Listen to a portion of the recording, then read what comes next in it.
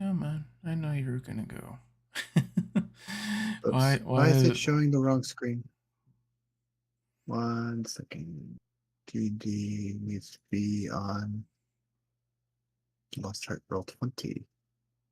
Why are you not on the Lost Heart Roll 20? Gotta love the Monday scuff. There we go. Now it wants to go to the right screen. Yeah. All right. Please stand Let me know if by. you're set up. It's still there. We should be all live. All right. Hello, everybody, and welcome to another episode of The Lost Heart. It has been a while. Shit happens. Life happens. Sometimes you just gotta, take the punches and then just figure it all out later. But yeah, we are going to be here this week and next week. Then we're off for 3 weeks and then back in January. Yeah. Anyone have any like super cool, amazing announcements for anyone? I do not have anything special. Okay. Nothing all that crazy. Nope.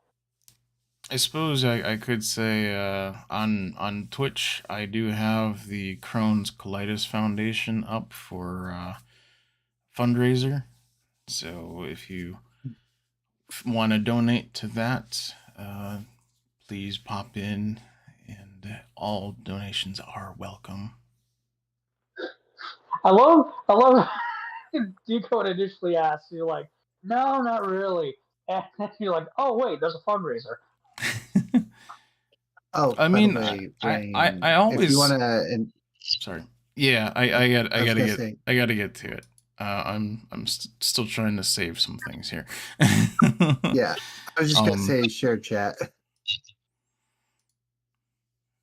It should be going. So the reason why it didn't pop into my head is I always have a fundraiser active. I just happen to have changed it when I last streamed, and I don't think I actually mentioned that. So it's just my. But I always have something up. Want me to give a quick recap before we get into it? Yes, actually, if you don't mind. All right, perfect. So, last on Lost Heart, we were finally confronting Mason Blood, a experimented on mutated vampire that was created by an ancient vampire. Finally coming across and fighting him down in his lair, both Cassius and Elira unleashed their new abilities, Elira entering her rage and Cassius entering a new magically empowered one. Judith was unable to charm Mason because he's an absolute incel. And with the final killing blow, Elira had broken the phylactery that was empowering Mason, freeing Elira's father. However, it would seem that Mason had already infected or instilled vampirism in Elira's father. Now we have to return him back to her mother to see what we can do and see if we can remove it. Hang on 1 second. I gotta take off my screen real fast because Roll20 logged me out again. Jesus.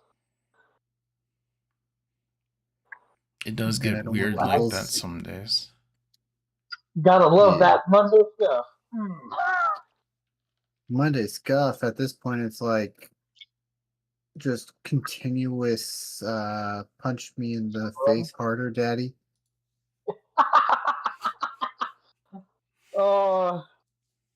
Just order the Has-Been Hotel special, the freaking harder daddy.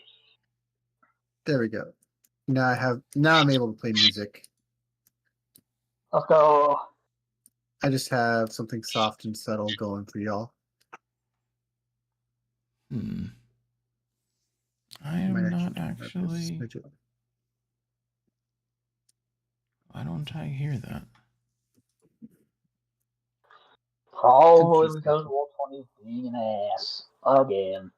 All right. And if you want to go back into your explanation or recap of what happened, Oh, that was it. That was pretty much the whole recap. all right. So I know this is not fully 1000% planned. I'm sorry. I'm working on it.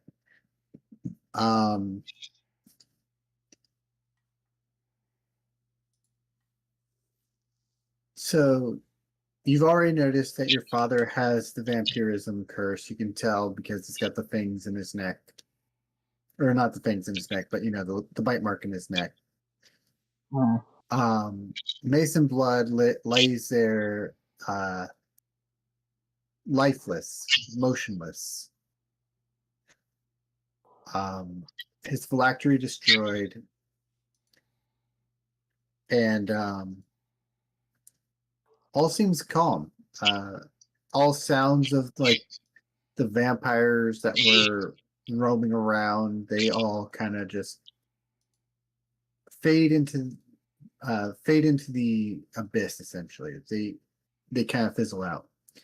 The fog that surrounded the town, or well, several neighboring towns, that has officially dissipated. Daylight is seeping in for the first time in roughly about a couple weeks. I'm gonna say about 3 weeks, maybe a month.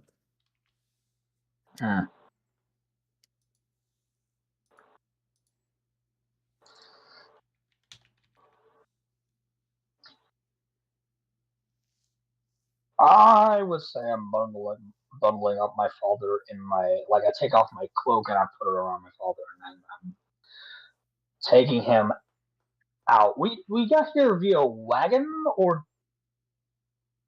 Yes. Mm-hmm. Okay. You get here via wagon. Okay, good. So I'm gonna load him up into the wagon as we head outside. But before we head off back to town, I'm going to grab Judith and pull her aside.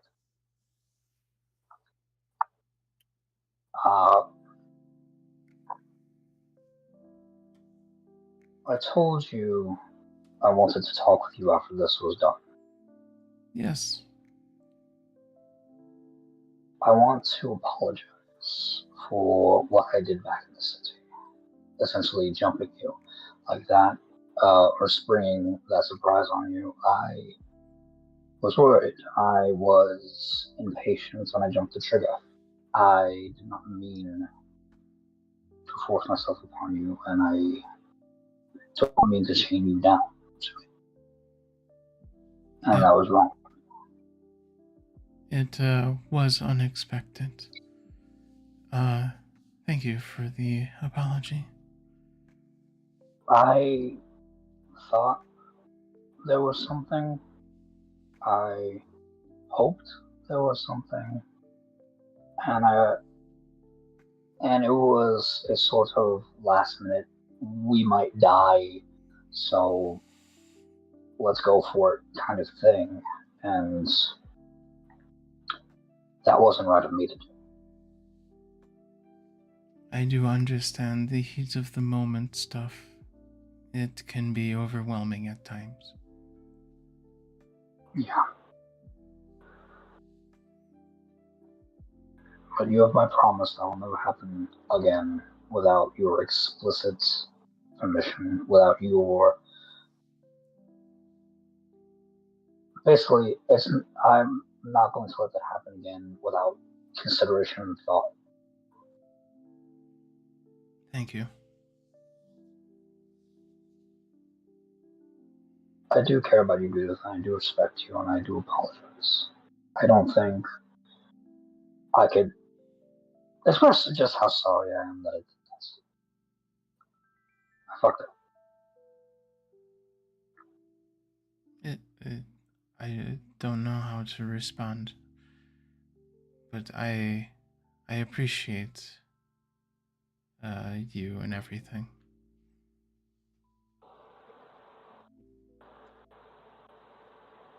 And given time, maybe something will grow. Yeah. Question. She's gonna pull out the chain. It's like, would you rather me destroy this, or would you like to hold on to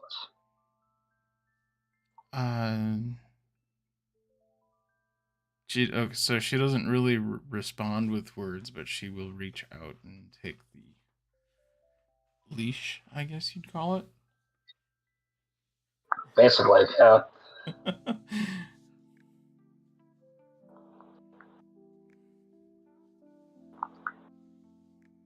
you decide for yourself when or if you ever want to use it. Understood.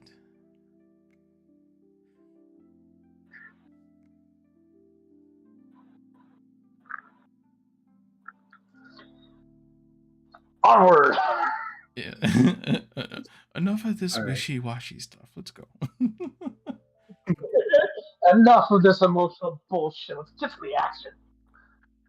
I take your emotional bullshit and I throw it at the wall. Fuck you on emotions, your fucking D&D session. So, Goo, you said that you said earlier you wanted to drag Blood's corpse outside. Yeah, the very last thing that I was going to do after the battle was to remove his body to the outside so that when the sun comes out, it will hit it. All right. Fucking love that. So, as everyone walks out, you see Goo carrying it. Well, not carrying, dragging the corpse of Mason Blood. His head hitting every single step on the stairs Yes. as she is dragging his feet. And I take it Elira is carrying her father out into the wagon at this point. Yep. And as you guys leave the manor, you guys see daylight for the first time in however many days. You get like all these you get like the clouds with like the when you walk outside and you have the clouds and you see the rainbow right behind those clouds. Mm-hmm. You see that. Where are you putting Mason's blood or not Mason's blood, Mason's body exactly? Are you looking for like the most like direct sun area? Yeah, I would try and place it so that it's like almost guaranteed to be in the sun if and when it comes out. All right, so the sun's already out, and you see this area where it doesn't just look like sun is just shining, but it also looks like there is a lens making it brighter in that area. Kind of like how you would hold up a magnifying glass to a sun ray and just That's fascinating. Interesting phenomena. I will drag it into the godlight. Well, it's like basically like a thrown window is like stuck in a tree right now, and that's what's causing it to burn hotter in that area. Okay, I get it. And you put his body in that area, and immediately it burns to a crisp. As it burns, give me a insight check. Insight, okay.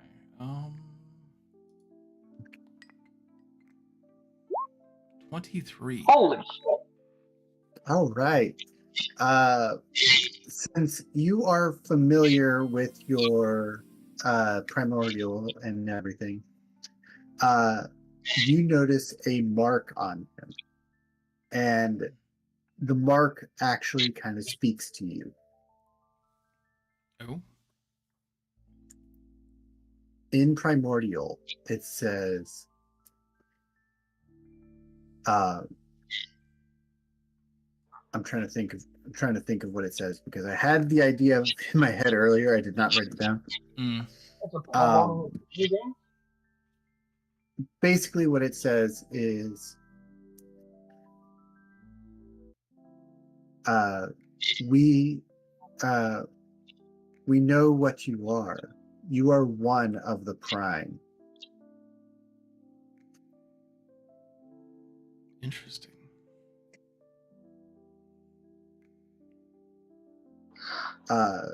It sounds like I don't know why, but my brain is going with distilled whispers, so that's how I'm putting it. Distilled whispers. Okay, I like Yes. that. That's a cool description. Thank you. Does Goodith yeah. have an idea what that means, or just kind of? Give me a history check to see if you know. Damn, that was a crap roll, and it came up 13. I'm gonna say, with your 13, you are assuming it is the they're referring to Goo Prime. Okay, though, that's a thing that Goodith doesn't know who Goo Prime is. Right. But there's something ringing inside of you that kind of sounds like there is like a primal being that would be, that you would be a part of, like a descendant. Interesting.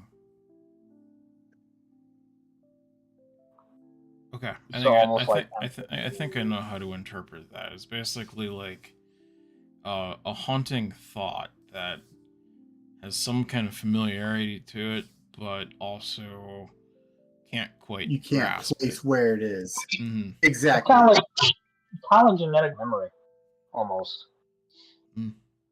That too.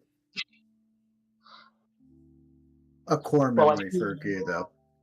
Yeah, you remember something, but you're not quite sure why you remember it or why you know how to do it. Mm-hmm. But it's there. Like, it strikes you deep inside your core. Yeah. Interesting.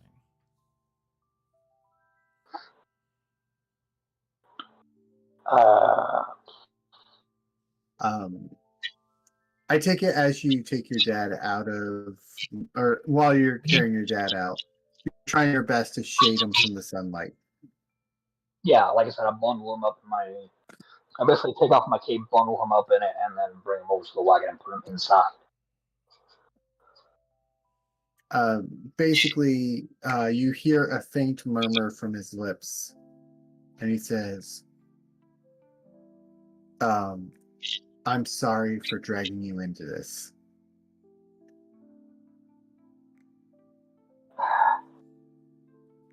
The snapback that Elira wants to do right now, but can't because of the state that her dad is in. Oh my god. Did only Elira hear that? I'm going to say yes. Well, imagine like the current state he's in, like it barely comes out, like it's just slightly more than a whisper.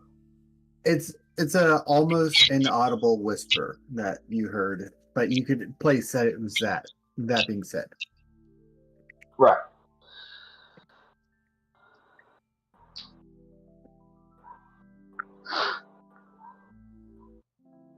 So Mason's barbecued, Dad's loaded up in the carriage, and I'm guessing we're heading back to the village now.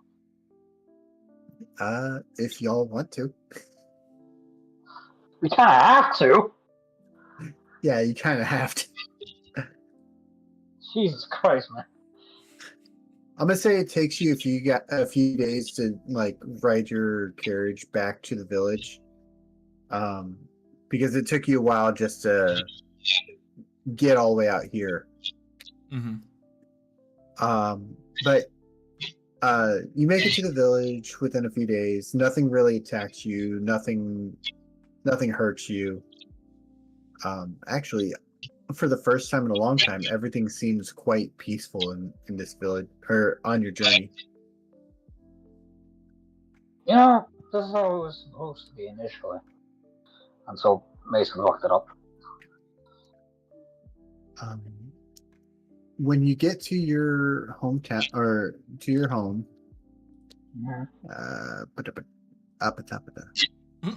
okay. Sorry, I make random stupid noises sometimes. No, that's Okay. perfectly fine. That's the neurospicy. As you make it into your hometown, your mom is waiting for you at the gates. She had noticed that the darkness is finally gone and the fog had lifted, and she sensed that it was, well, not sensed, but felt in her heart that it was you that came through for it, to stop this apocalypse. She stands at the gate and notices your carriage and yeah. Yeah. As we get to the village, I'm gonna go hop off the wagon, go grab my father that's still in my fucking cape, throw him over my shoulder, and fucking bolt for the lane.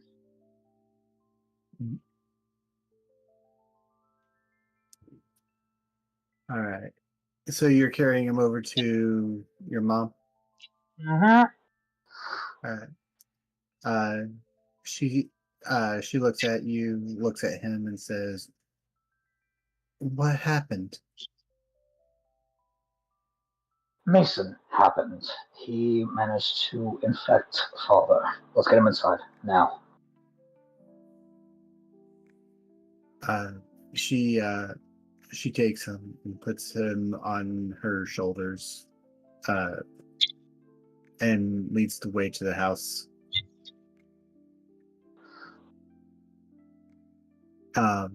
When you all arrive, she lays him on the sofa, and you see her like rummaging through all of her books.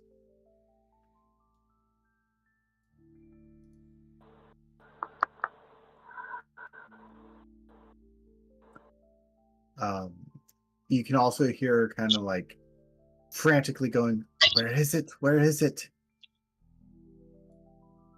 I changed my voice there for a second. I'm so sorry. About to say, does not have that accent. She's like running her hand along all the books, reading, like feeling them and see if they're the right book or not. And she goes, "Where is it? Where is it? I know I've seen it around here somewhere."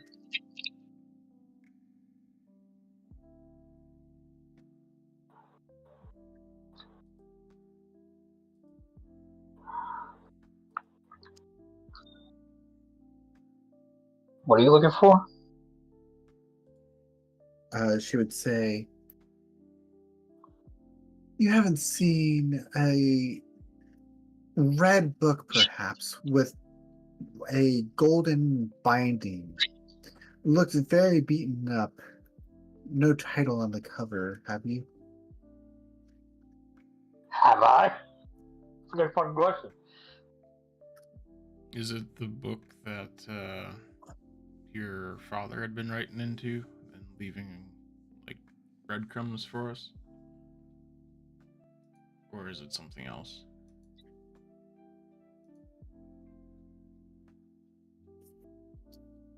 It's a separate book from my father's journal, right? Yeah, it's a separate book. Okay. Red bean book with golden trim.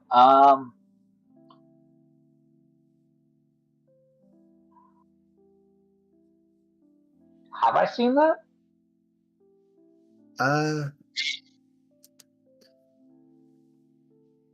Give me a history check.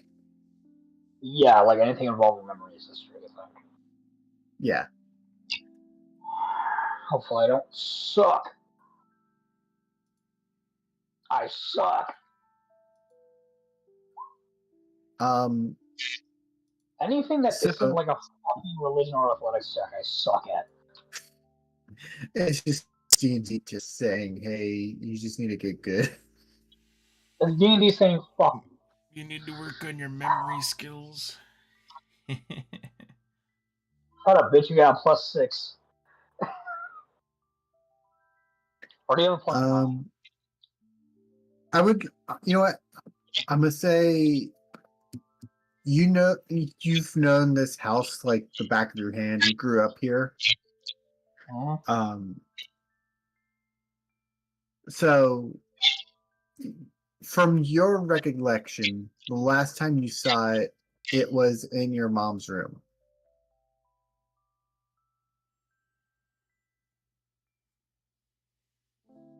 Okay, I suggest that's her.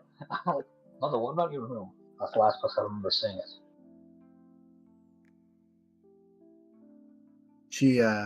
She runs upstairs to go and see. She's like, I don't see how it could have been so foolish to leave it up there. And she runs up and sees it sitting on a nightstand.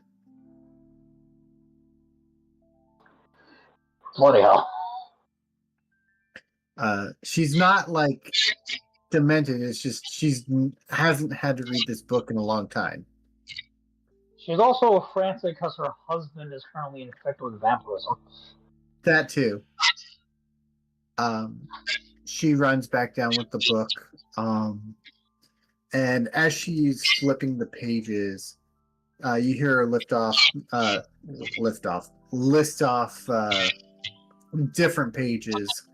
One saying how to remove frogworts, licorice disease, and then eventually she comes to a page that says cure for vampirism.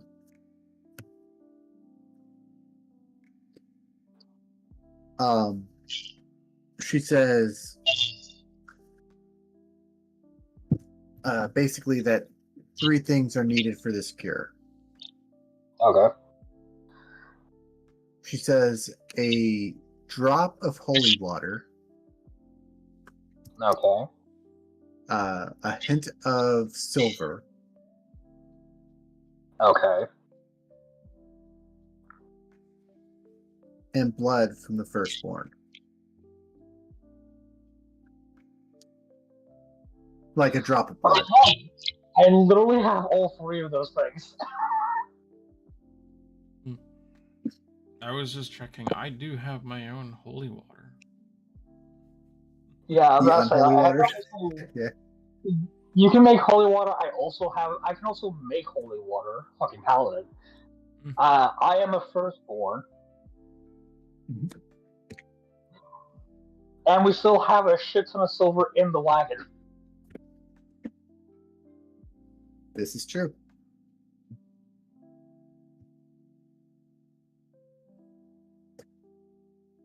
So I take it you're going to grab all that stuff. Yes. I'm assuming Judith has her holy water on hand, or is it in the wagon? Let me double check what box. That's probably in the wagon because it's in the chest. Okay. So, yeah, Elvira's gonna run back. Are you telling her that there's holy water in the wagon? Yeah. Yeah. Okay, cool. So, I'm gonna run back. I don't want to metagame, that's why I asked. So I'll run back. I'm gonna grab some silver. I'm gonna grab the holy water, and then once we get back there, I'm going to fucking cut my hand. As you cut your hand, she says, "Now remember, Elira, just one drop." Semantics. as I place every single drop of my blood onto whatever the fuck she's got to catch the blood.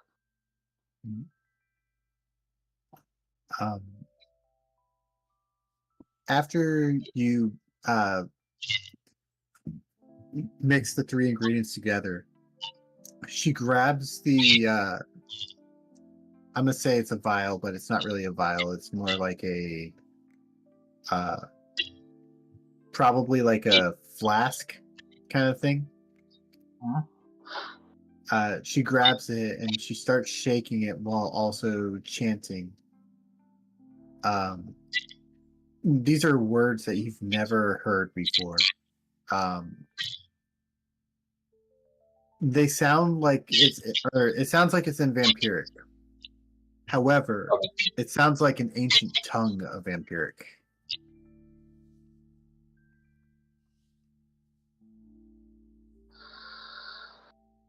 I mean, you know what? It's not too surprising. She is almost 1,000 years old, so yeah. Like, this is like probably 1,000 years ago's vampiric speech. Yeah, that checks out. Basically, it sounds similar to what you know to this day, but a lot of the words just sound like gibberish. But as she's shaking it, the flask starts to glow with this like bright yellow color.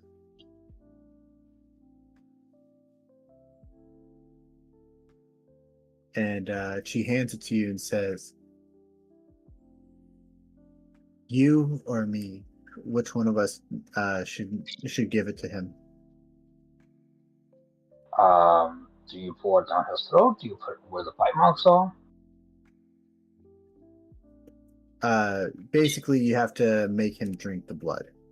Or not the blood, the water. The mixture. Potion thing.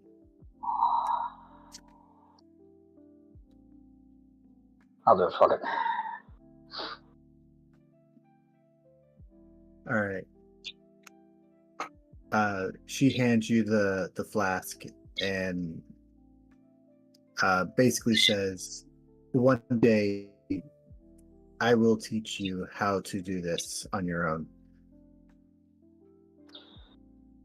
That may come very useful. And so I basically sit my father up, open his mouth, and pour the damn thing into it. As you pour it in, you notice that he starts to have this like golden glow, mainly from the holy water, from the or not holy water, but from the mixture. And you, if you were to look closely, you would see that the vampire bite is starting to dissolve.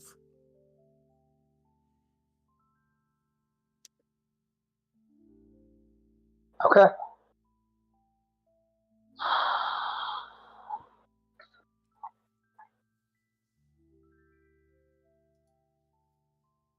Your mom kind of pats you on the back and says, "He's going to be hungry when he wakes up. Sadly, it'll be probably about a week." Well, that explains why he'll be so hungry. Aside from, vampirism. Yeah. She says for anything that's been basically the duration of how long the bite's been there, it could be anywhere between like a few hours to a week to a month, depending on like the severity. Exactly the severity and how long they've been cursed. That makes sense. It's interesting that Mason is a mutated vampire, but he can still pass on normal vampirism. That's a little weird. Just in case, I am going to use lay on hands on him. Okay. Just to make extra sure. That's going to be 5 deducted as I use it for cure disease.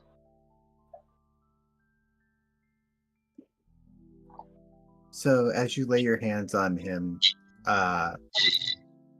you do realize that, or not realize that, you do basically speed up the healing properties, but he's still unconscious. Yeah. That's fair. Okay.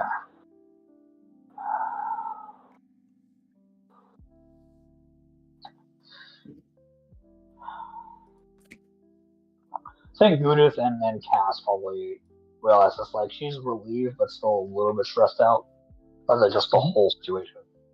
But she definitely has a better handle on herself, way more than she did when Mason was still alive. Yeah. Like, she's back in control of herself. So is he stable now? Do we drink to this? And Judith produces a ale mug in her hand, questioning whether or not we drink to celebrate.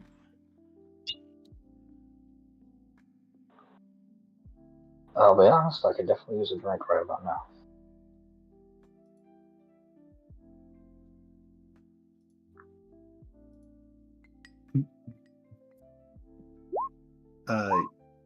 Your mom would come around and basically grab a nice bottle of fine wine from the cellar. You will have known she saves this bottle for special occasions. Oh, Of course she does. Oh, Gouda's mug already filled.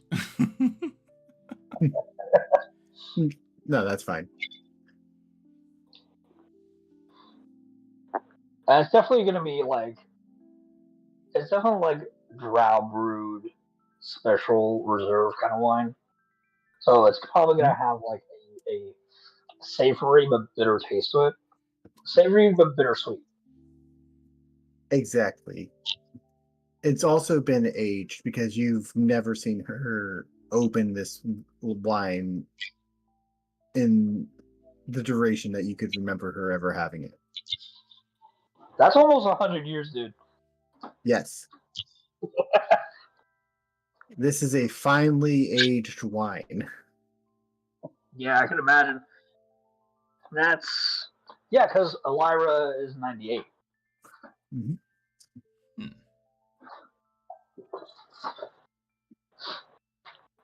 Nice.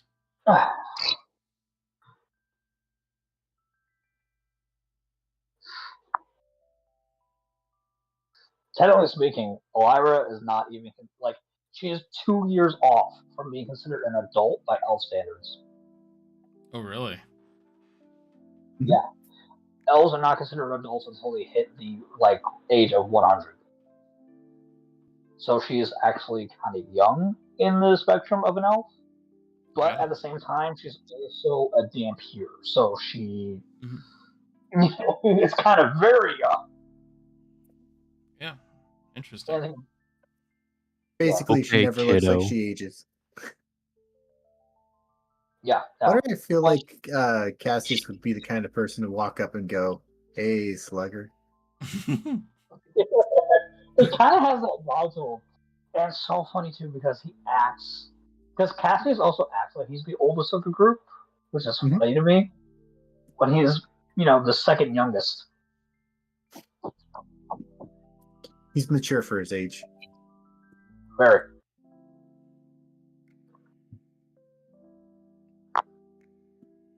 He also has a butt that's aged like a well-defined dwarf. Excuse me. I said you have a good butt. Also, Cass also wouldn't be considered an adult by dwarf standards either, because he's like, what, 25? 24. 24. Yeah. Dwarves aren't considered adults until they're 50.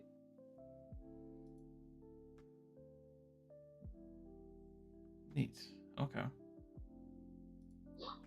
I have no idea what the risen slime situation is. Neither does Gudith. That's fair. He's kind of just winging it. They just exist. Gudith has no memory of encountering any of her kind. So, Judith is like 30 something, right? yeah, she's literally 30. Although that's only a rough guess, even by her definition. Right, because she has no memory before the farm. She really just remembers a little bit before Fennel. And at that point, she was like she had the form of a half-melted, roughly, call it 12-year-old-ish girl. Fennel Give or take a little was the best one, like the one that she currently is taking the form of, right? Fennel would be a gnome that adopted her. Oh, right, no, I'm thinking of a different one. I'm thinking of... You're thinking of Lyra. Lyra, right. I gotta think that's weird, because if a Lyra kisses Judith, right, Mm-hmm. she's technically kissing the form of Lyra, Mm-hmm. Judith's dead best friend. Yes. That is... I feel like that's layers of awkward. Well, I mean, yeah. Oh god, it's she not like you boned know that who form. that is, though. Hang on a second. She boned that form. Hang on. Like, I'm only just realizing that. Fuck. So, as y'all are celebrating, you notice that Cheyenne grabs a cup of ale, more specifically, a cup of this wine.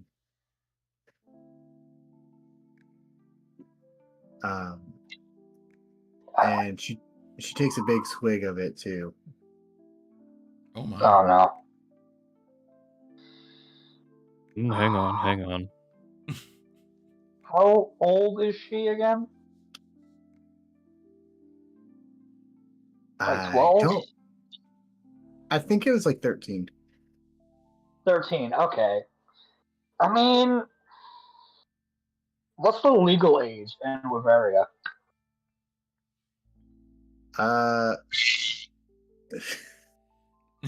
Basically, it reminds me of I think a demigod can get away with it. That reminds me of a meme where the Well, maybe not bartender anymore, pulls though. out a booklet that's like 5 miles long to check all the ages of, when when the different races are legally able to drink. Let's see, Dragon can? Oh, they can drink at 13. I'd say for her kind, they don't allow drinking until at least 18. Well, I mean, actually, she's human now, so...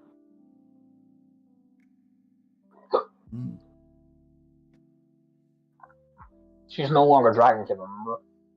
Well, not she still has some of that heritage in her, but at the same time, not quite. It's kind of like locked under. It's like under lock and key, though. It's dormant. Just make sure Gabriel doesn't know. He will let her have too much. Yeah, we're assuming Gabriel. Gabriel is absent at the moment. We haven't seen him since he performed the distraction. Oh, yeah, he's absent.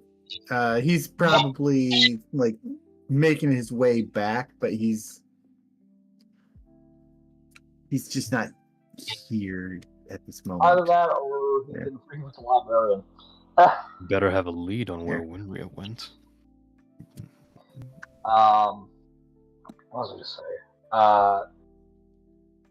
I was just gonna say that that actually does get a laugh out of Elira at Cassius's words, because it's like, no, it's not the thought of Gabriel getting mad that she drank. No. It's Gabriel would allow her to drink more is the problem. This is true. Probably.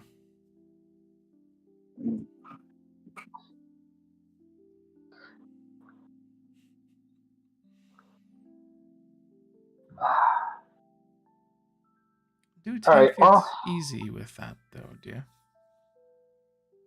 You hear her just say, I don't know what you're saying right now, funny slime. She's uncles. Okay.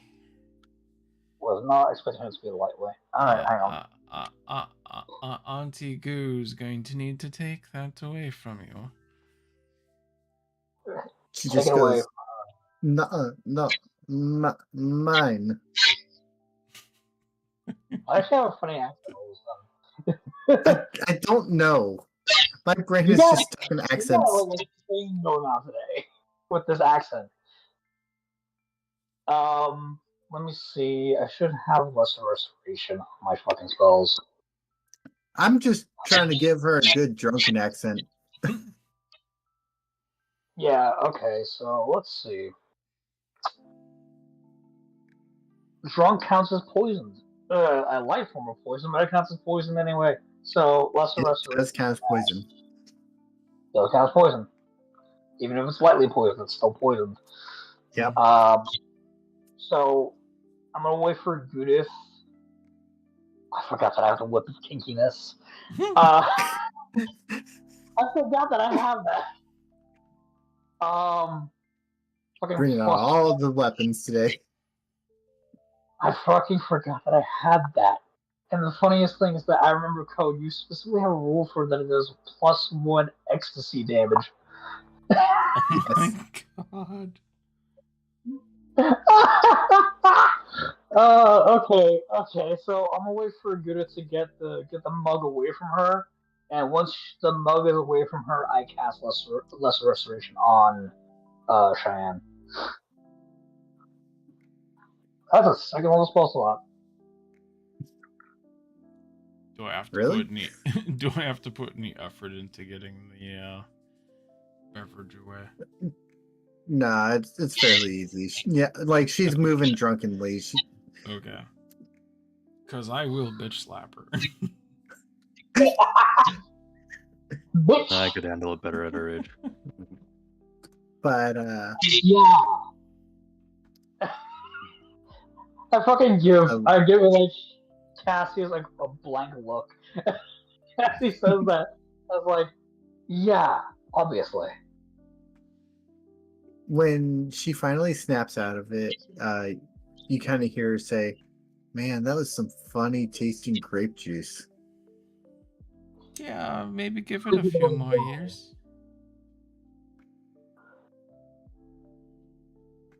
My dad had an excellent collection. Nice. That was wine. You're not quite ready for wine, especially aged drow wine.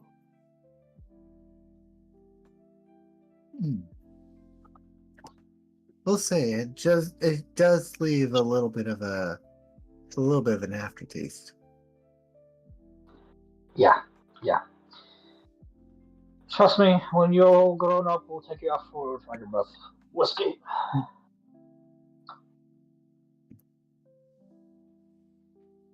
Sorry for the strain of my voice. I just cracked my chest. No, you're good.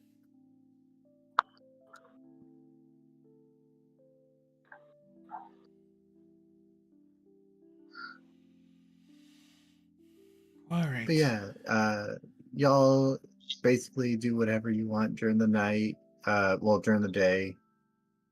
Y'all are celebrating, but yeah, if there's anything you want to do, the floor is open. I don't think I have anything except for just getting on to the next day? I was gonna ask, do I know how far I accelerated Halcyon's recovery? Uh, Would I I'm have to gonna make a say motion? probably not, but you do know that you did speed it up a little bit. Okay. Like you could feel you could basically feel the cells shifting and stuff like that. That's about as much as you know. Okay. Yeah, because I was gonna ask if I need to roll a master check for that, but if you're gonna giving me that, that's fine. Mhm. Last thing I need is roll 1 on a medicine check and be like, oh god, he's dead. You accelerated the recovery so much, you just dissolved into ash. Oh god. Oh god. Not good. Alright. But yeah, I'm with Rein on this one. I think we're pretty much good to keep moving forward since Gap isn't here, and I don't think Cass wants to do anything. Question mark. Mm.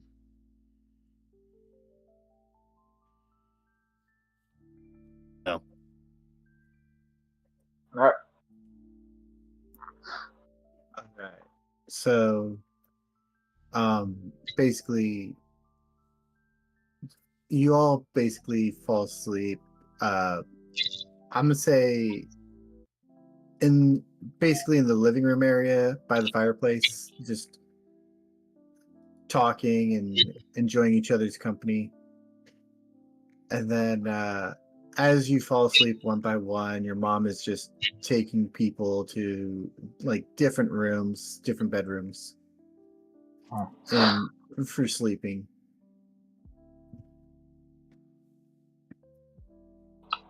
I will say with the sleeping arrangement, Alara is probably going to be staying by her dad because, again, don't sleep by trance. Right. So, I'm pretty I much figured that already. Yeah, so I'm sitting by my father, monitoring him and going into my trance. And once the trance is over, I'm still staying by him. It was only 4 hours. So. Yeah.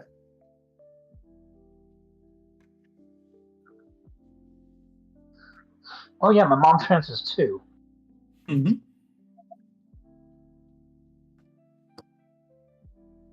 And your dad did temporarily. Oh, my dad did until he got stuck into a fucking coma. Exactly. But as each of you sleeps, you each have a separate dream.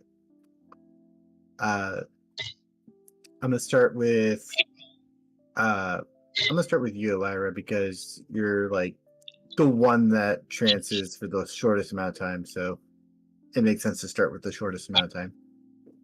Okay.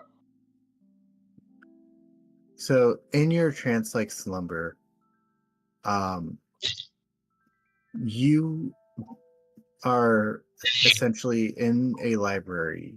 You don't know where this library is, but it has a vampiric flair to it. As you traverse the library, a specific book speaks out to you. It's golden in color with a black image of a bat on the front.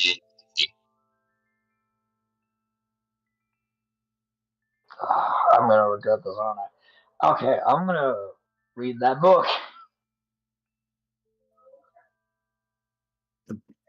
Give me a investigation check. Investigation. Okay. Oh, that was intimidation. My bad. No, you're good. Okay. Well, if we keep the roll there, that's only 1 less, so that's a 14. All right. So with a 14, as you try to open the book and to read it, you notice that it requires a key.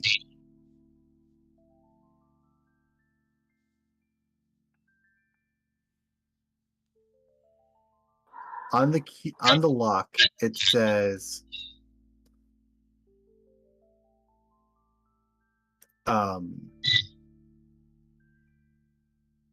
find the key. It just basically just tells you to find the key. And then basically it says, find the key and then find me. Okay.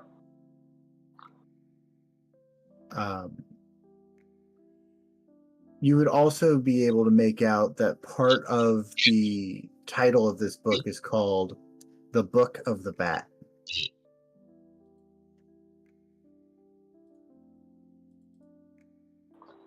Like the bloody bounce in the cover wasn't obvious enough. Okay. She says that. As she goes about looking for the key. Basically, it was just a dream saying that you need to find the book. Okay. Does this? I'm gonna ask this. Does the library feel familiar at all? It has a familiar, I'll say a sense of familiarity to it. Yes. But not one that I've been to personally. Correct. Okay, genetic memory. Or is it just kind of like that kindred thing of like, I'm part vampire, this is a vampire library, there's the clicking of it. I will not spoil. Fair enough. I'm definitely thinking that this library was not at Mason's mansion. No, it actually looks very different from Mason's mansion.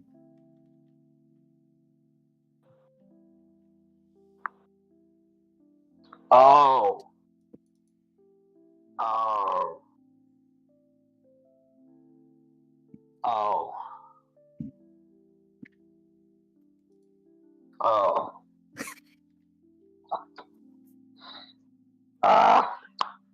I feel like you have some ideas. I think I know where the library is, and I don't think I'm going to be super happy about getting to it. Sir, my mom's trying to leave that shit behind.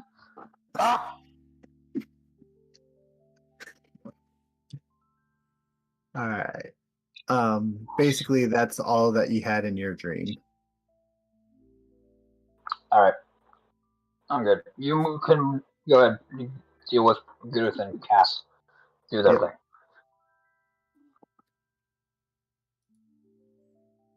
I'm gonna move on to Cassius next. As you dream, you feel like the spirit of Richard is talking to you.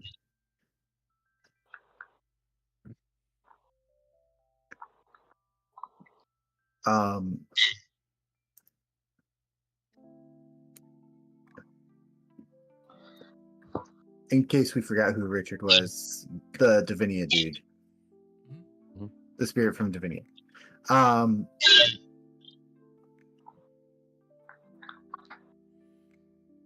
In the dream, he hands you a what you call it?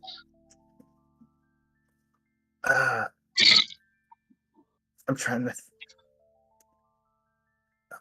My brain is not working. It's basically like a javelin with like a flag on the back.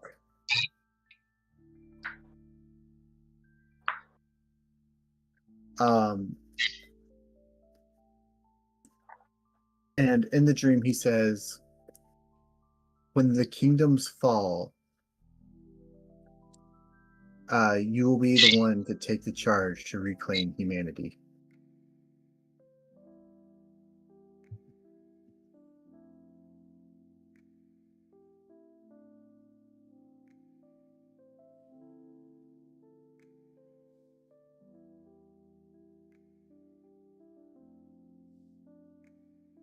Say that again. Sorry. Oh, yeah.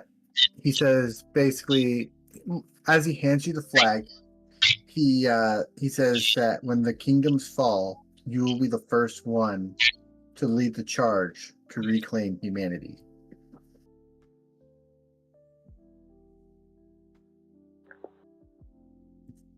Plural?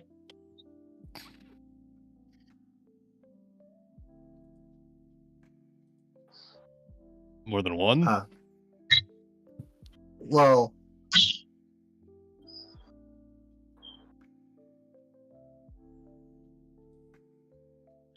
he would say, like, you're not the only like commander, but you're going to be the one that sparks the rebellion, or well, not rebellion, the army. You know? Sparks the uprising. Yeah, sparks the uprising. Or human? Not just humans, but he's basically saying for humanity as a whole, right? Demi-humankind, humankind. Oh. Anything that's Oh. Wow. Okay. He's basically telling you something heavy. Oh, I really am just kind of taking your mental, aren't I?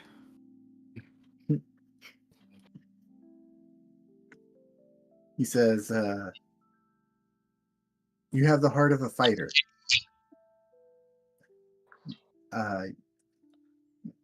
Basically, how everyone you come across will look up to you as a leader.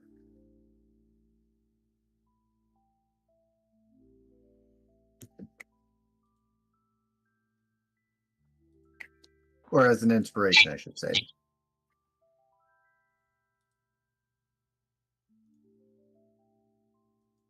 All right. Of course. Understood. And then moving on to you, because that's the end of Cassius's dream. Yours. I have it written down. Give me 1 second.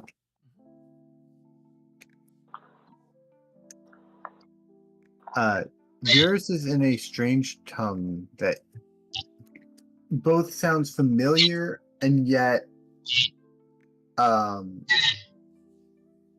what's the word? I'm trying to use contradictions here and it's not working. Basically, it sounds familiar, but it also sounds like it's something you've never heard before. Okay. As you hear the voices, though, as you drift into you trance too, right? Or Yep. do you sleep? Yeah, it's a trance meditate type thing. Okay. As you're in your trance meditate type state, and you're hearing these voices, you notice that you're in the plane of Marilla. Okay.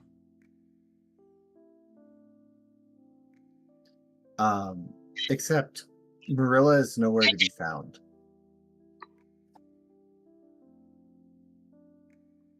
Interesting.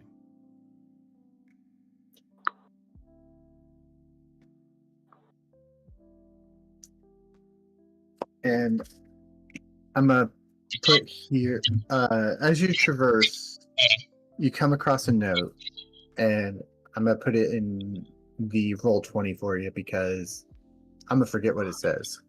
Okay.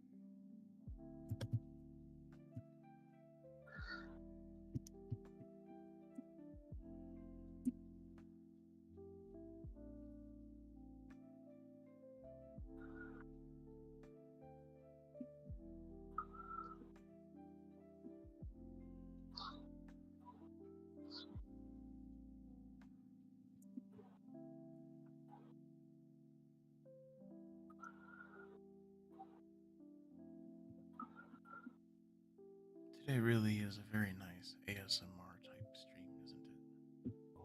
It really is. Very soothing. Hmm? I had to go with the most soothing music. Mm-hmm. It's perfect.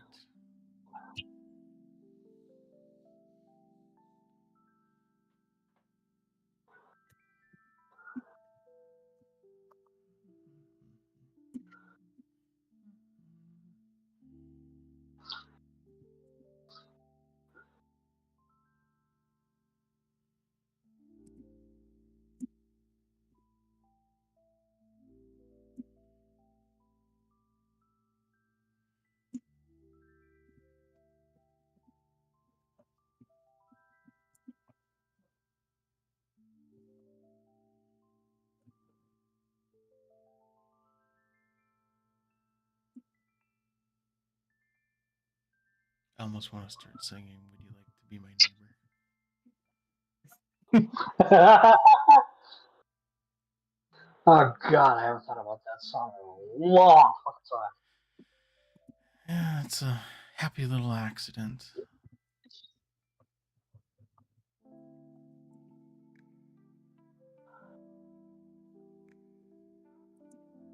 One thing I never understood was him putting on like different shoes during that intro. Mm. Because he would like go from outdoor shoes to indoor shoes. I never understood that as a kid. Mm. I grew up in a household where it was just leave your shoes at the door kind of thing. Damn it. It's not done. I messed up. I was gonna hit shift and it did not. So that's only half of it. Okay.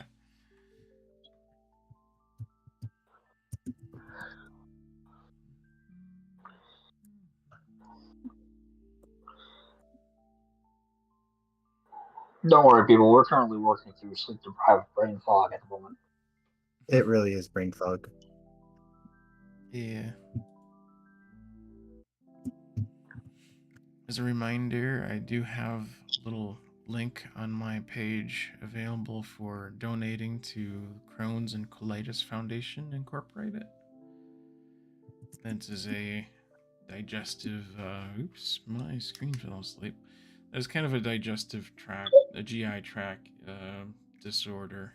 I have a few family members that struggle with it, and any and all support towards that is welcome. Thank you. Basically, this is what you see written in the sand. Like the shifting sand and foundation's peak. At the crossroad where two souls meet, a familiar bond becomes a gentle guide. Of a past the dark tries to hide. That is a rather interesting riddle. I shall have to ask somebody smarter than me if they have any idea what it could mean.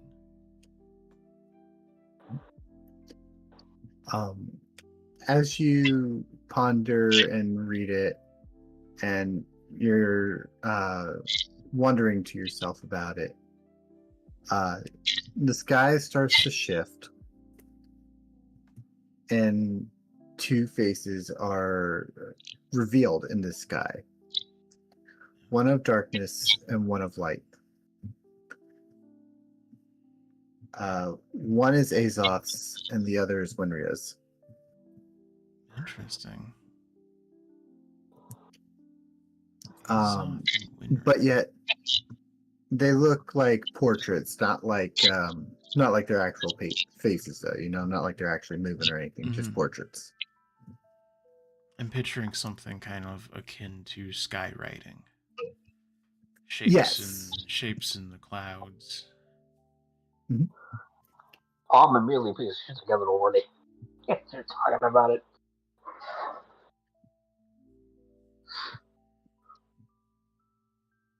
Like the shifting sand and foundation's peak, at the crossroads where two souls meet, a familiar bond becomes a gentle guide of a past the dark tries to hide. And I see Azoth and... Did you say Winria or Merla? Winria. Winria, okay.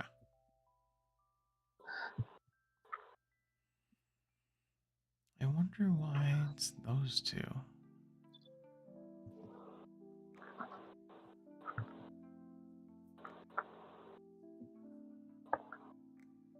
I don't think I have anything else on that. I'm clueless. It's just like a future plot point. So, Mm-hmm.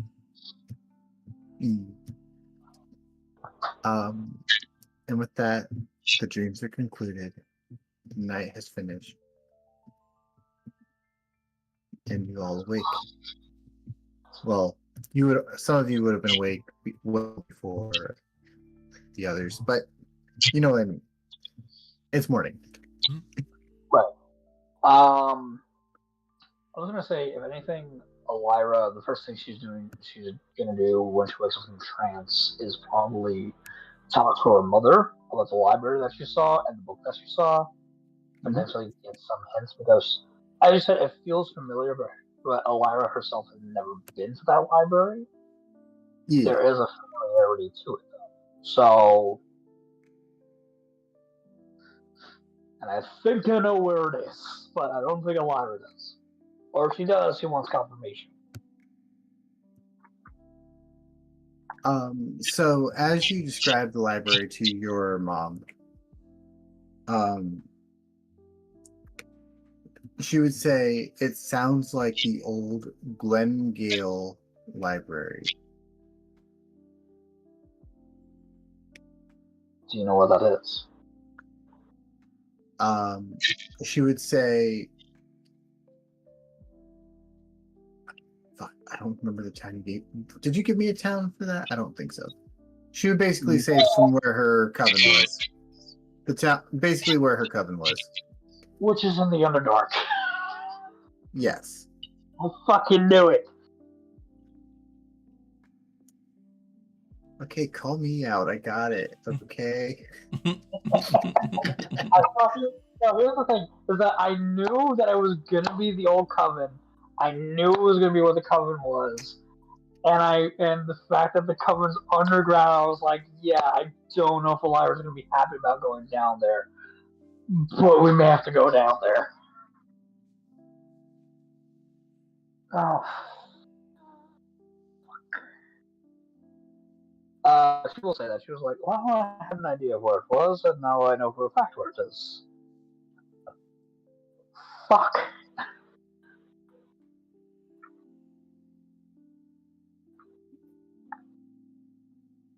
Your mom would also say, like, let me know if you need a guide.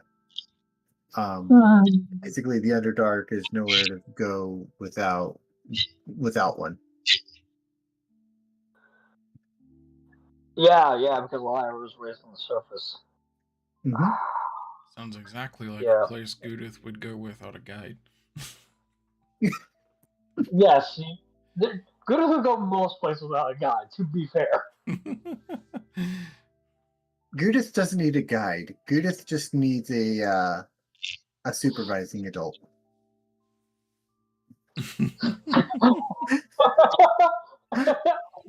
Gudith is like, I need an adult. I am an adult. I need another adult. I need an adult. I need an adult. adult to your adult. You're Yeah, not an adult in elf years, young lady. Oh, fuck. If anything, we're probably going to go down there later once we know that father is perfectly fine. I mean, we know he's fine, but I mean when he fully recovers. And besides, before we do that, there's a few other things we have to deal with. By the way, Rein, I really love what Luna said Yeah, just now. I was just reading it. Gudith's guide service. No refunds. If you vanish, I brought whiskey and cheese. Adult supervision guaranteed.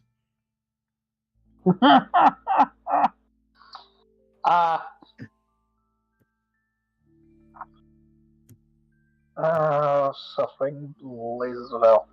Alright.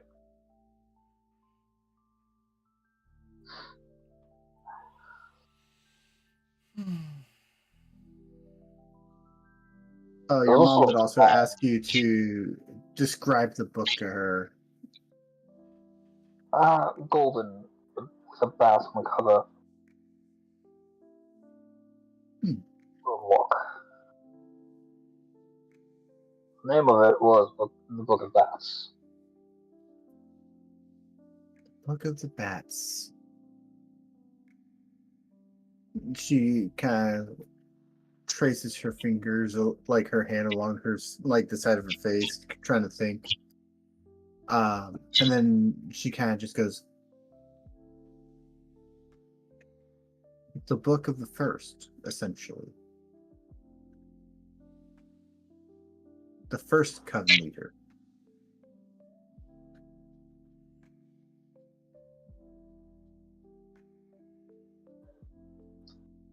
Now, why?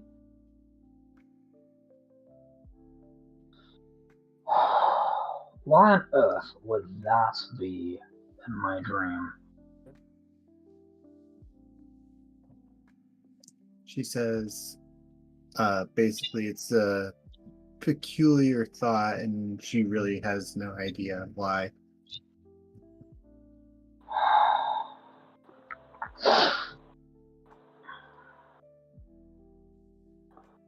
something's telling me to find essentially the Book of Ascension for the first vampire of the lineage. Okay. What in the fuck?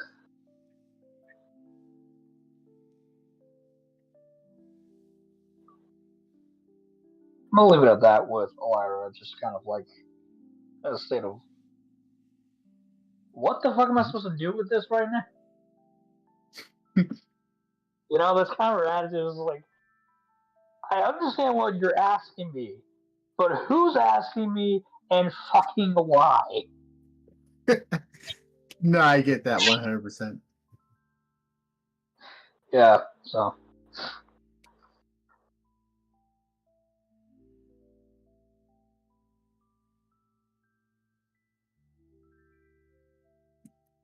The only thing your mom is able to actually say about the book is maybe it holds some answer to the coming storm.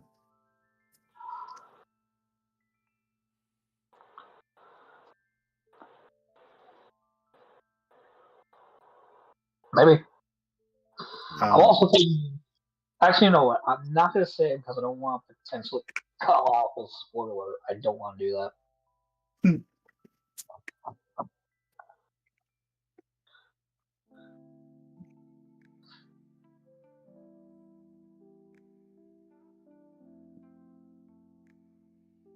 Because knowing you, Coda, can be worth many things. You know me too well. Alright. I'll back over to Goo and Cass, whatever they're deciding to do.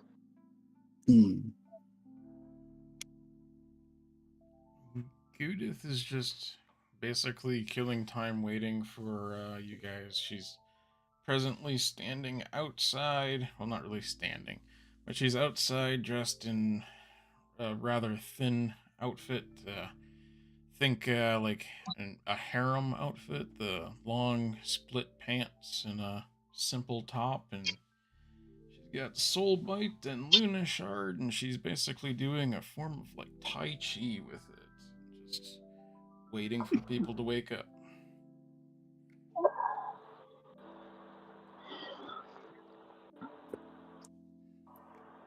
So as you all are doing your own things, eventually morning comes and arrives, and Elaine comes out with a assortment of breakfast foods, fresh eggs, very thickly cut bacon, some coffee, because this universe requires coffee or else it doesn't work. Relate to that. And there's also some freshly baked sourdough bread that she turned into toast. Thank you. Could you pull up a map for us as well? She's like, map to where? A map of everything. Yeah.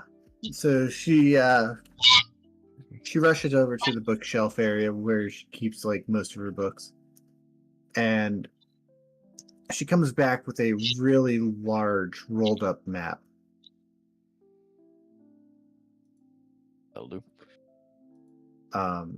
If you were to unroll it, it's basically from wall to fireplace, long ways.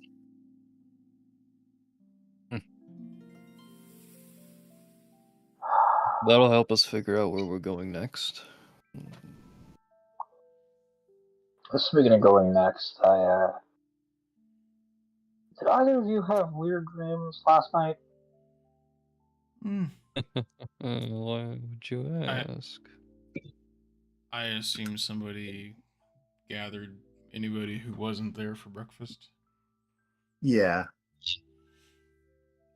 I'll say Elaine kind of knocked on doors and was like, "Hey, breakfast is ready. Hey, breakfast is ready."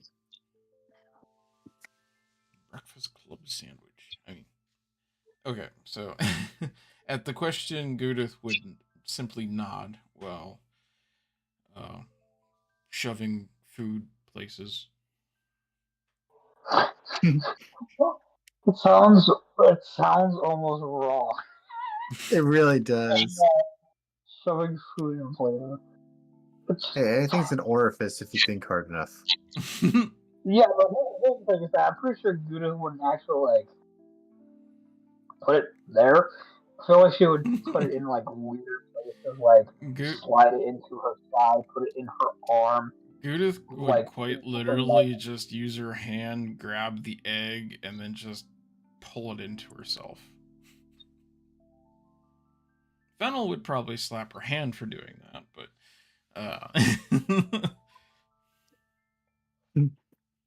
but he's not here. I don't know why. My brain went Parasite the Maxim for that. What was I gonna say? To answer Cassius, well, in my trance last night, I saw a vision of a library in my mother's old coven, which, and I believe we have to find a book that's there at some point. Thing is, it's in the Bloody Underdog.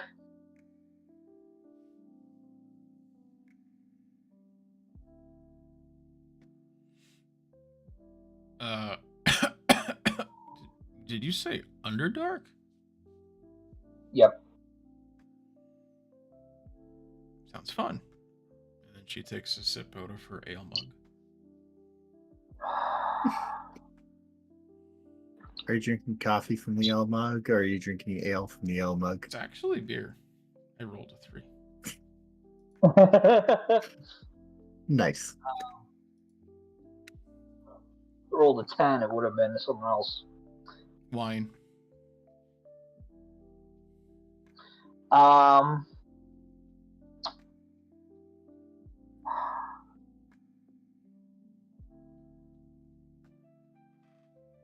Let's just say the Underdog's not the best place to be more often than not. A lot of things.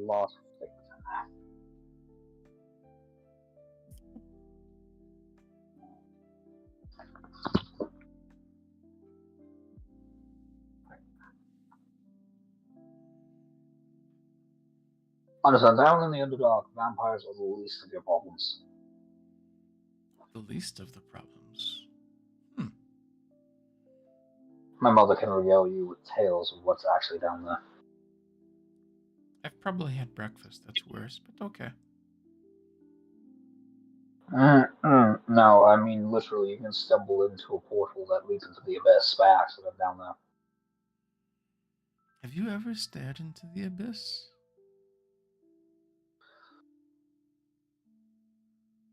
I did once and it blinked. I'm sorry, I had to. I stared into the abyss, and then it stared back, and then it winked at me and called me daddy. I think it's all. See, mine was actually a reference to Justice League Crisis on Two Yeah. Earths. Yeah. I love that. We both stared into the abyss, but when I looked back, you blinked.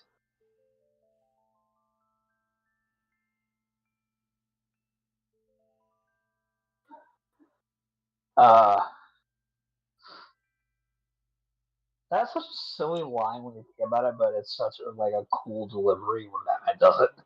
Mm-hmm. It really is. Honestly, it's just cool in general. And I will go, Judith, I'm talking about the actual abyss, not the metaphorical abyss.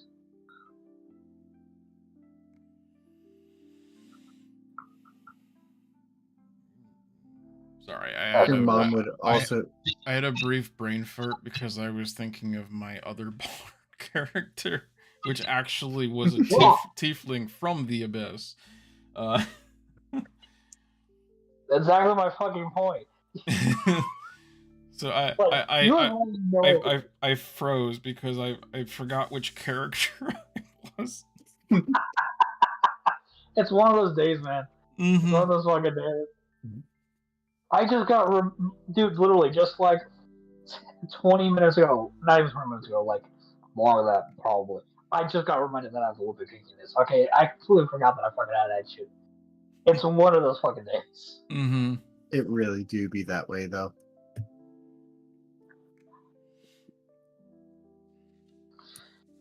Ah, yes. The literal abyss. I probably don't want to go there. I've heard voices from there. You don't want to hear voices from there. Was that back when we were in the cave system?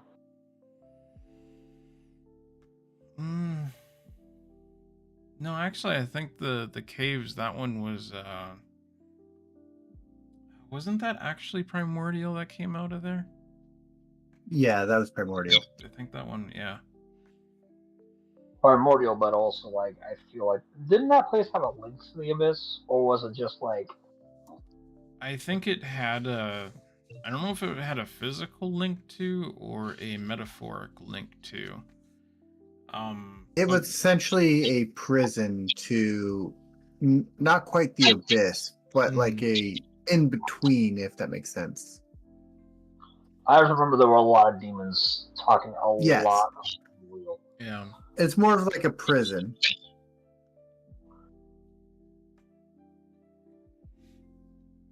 Which is interesting that demons are speaking primordial when they should be speaking abyssal. The two languages are opposites of each other, so I understand how they could know it.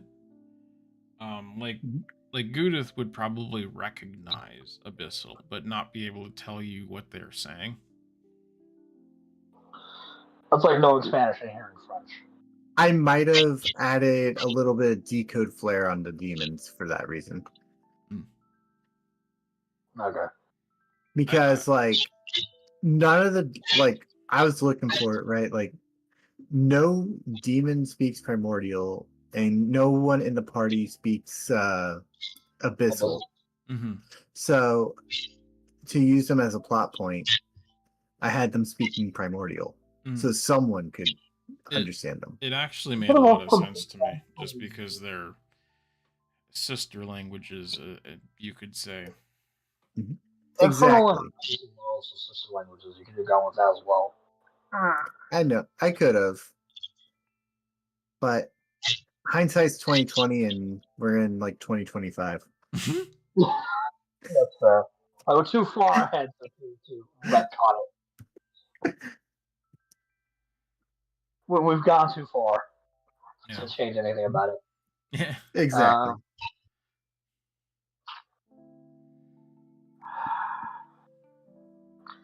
So I'm simply saying, this is Oira. I'm simply saying that after we get Wyveria back, perhaps we can go ahead and look into the book situation down in the dark. I don't know if it's going to be worth it, but we can use anything and everything against Seligic at this point and his merry little band of fuckwits.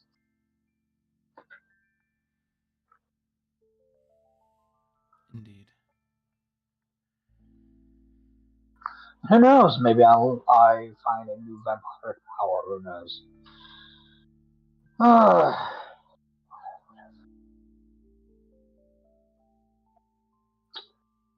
Oh, that reminds me. Mhm. Speaking of the Lyra again, I think that contract may have changed my blood surge. The one that I stabbed. Also, Well, I can just do it on command now. I no longer need to feed. Interesting. And now I'm more resilient, but I lose. Like, it's weird because it's stronger in some ways, but weaker in others.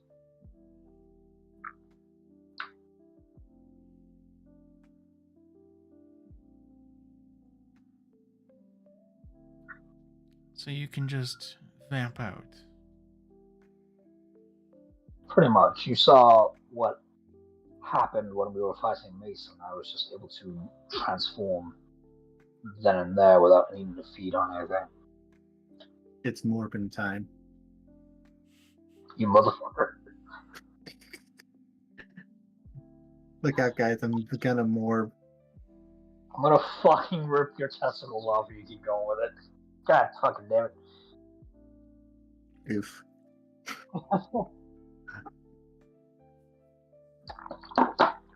Morb to come later.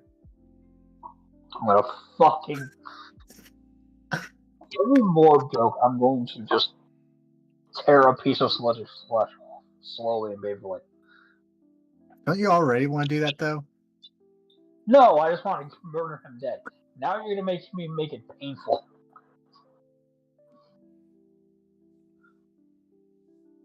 To quote Emperor Palpatine, "Let the hate flow through you." Why did I sound like a coup there for a second? Don't Because know. you sound like Haku. Anyway, but yeah.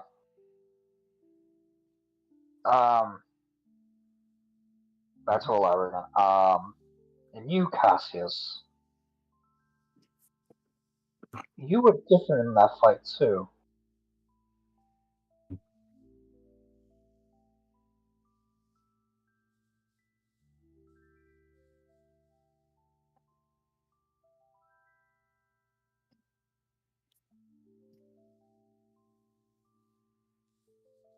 Any ideas as to why that might be?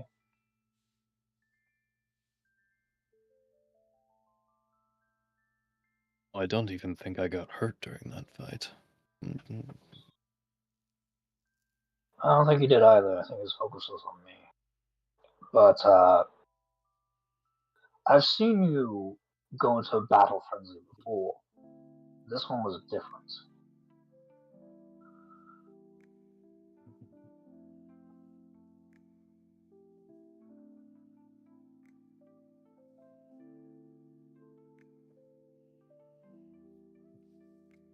Oh. I was eager and in peak condition, and don't know what else it'd be. Out of character. Maybe I just remembered. Richard's sword? What? He did the primal thing the last time, didn't he? Primal rage or whatever it was. Out of character? Question. Wild magic. Did Gudith notice that? Or was she too busy trying to convince Mason to do what she wanted? I don't even remember. I think Goo was more focused on executing her plan more than anything else. Alright, we'll go with Until Yeah. until she realized that it wasn't going to work. Mm-hmm. Okay, we'll go with that. So I have no comment on the change, the difference in the fight.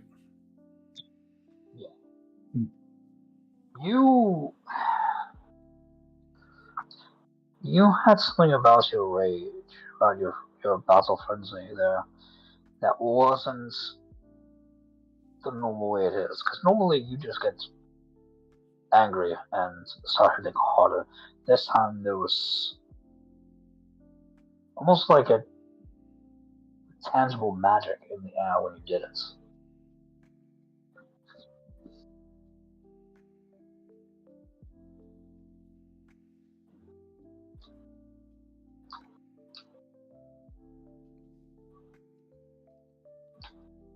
Well, my dream last night was a talk with Richard. Not too sure if that's the same thing, but okay. What happened in that dream?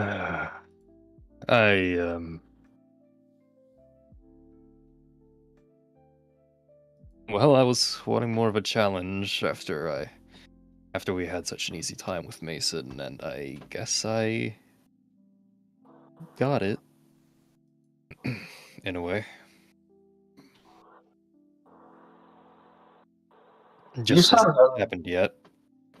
You sound very unsure.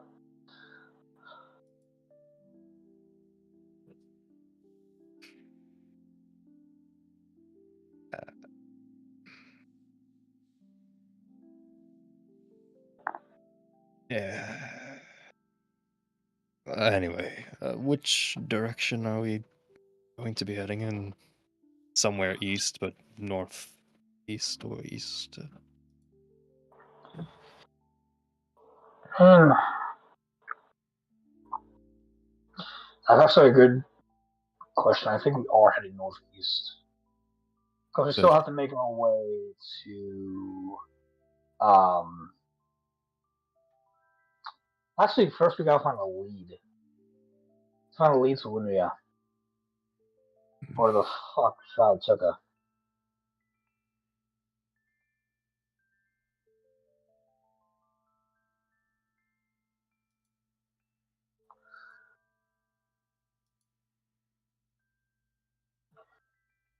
The only thing is I don't know if we can get that. Actually, we probably can figure it out with that game. It doesn't really do much in the sense of magic. Well, the merchants my father's caravan guild serves see much of the world. If we don't have any leads, they might know something.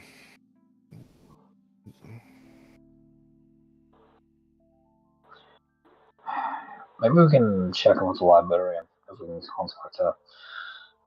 See what she might know. You guys want to go to the north?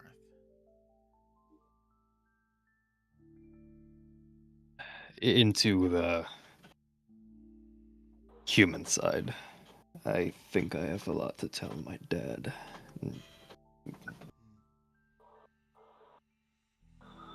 A pity. I had been hoping to go, I believe it is to the south, to that, Quetzal something. I forget the name of That's it. Puladia. Quetzalpuladia. What's that? Well, I suppose we can stop there real quick and then go back up. Yeah, it's only like a half an inch away on the map. What are you looking for there? What was that? What are you looking for there? Sightseeing, I guess you could call it. I'm seeking something and I was reading that there's a village to the south that would have what I'm looking for.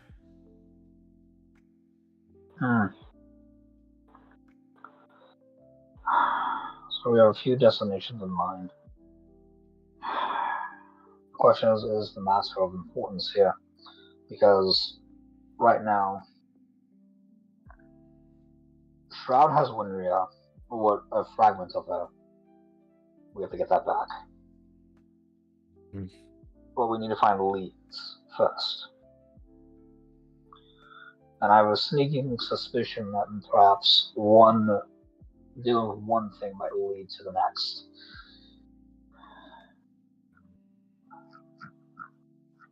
Well, I imagine if Gudith has something to find there, should probably go there now. I don't think we'll be coming back around to that place anytime soon. I do hope That's a fair point. I do hope it is there. It was in the book I got from the librarian.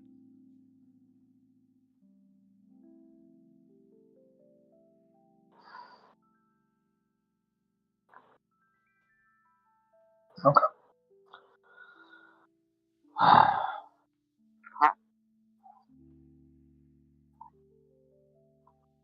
Shall we head out, or do you two want to wait up for Gabriel? I am okay with traveling if you guys are. Yes, we could just leave Gabriel note here. Our destination isn't very far. Fair enough. Alright. So where Mother, you all headed? I was about to say, like, Mother will be heading off. We should see her father. I will. I promise. And I will come back and ask about that guide at some point.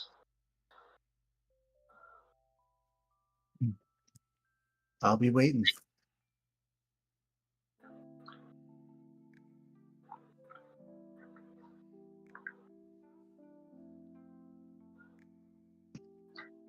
To the carriage! And I think that's where we're gonna end D&D tonight. It's a good stopping point. Oh yeah. Want to also say I want to apologize in case I took too much of the spotlight that session. I know a lot of it was with all this stuff, but I just don't want to be taking up more spotlight than I have to, you know.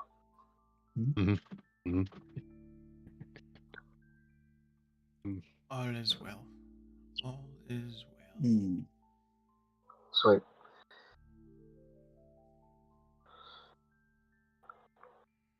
I mean, I know each one of us, like, when we get into our own personal, like, backstory arcs, like, each one of us is gonna have, like, extra bit of spotlight when that stuff occurs. Mine's a two-parter. You're definitely gonna be an interesting situation because, you know, your non-human shit's starting to come out. Exactly. Dude still doesn't know he's using magic. I'm gonna do a quick outro real fast, and then. And the thing is, he could rage again and still not know he's using magic, depending on what it is. Yeah, that's true. Except for, like, if he rolls the fucking orbs of light that shoot beams. Fucking. Anyways, thank you all for coming. Thank you for being a part of the stream. And until next week, we will have D&D same time, same place. Till then, stay frosty in this cold weather. Is it Monday yet? Well, it still is. Bye-bye.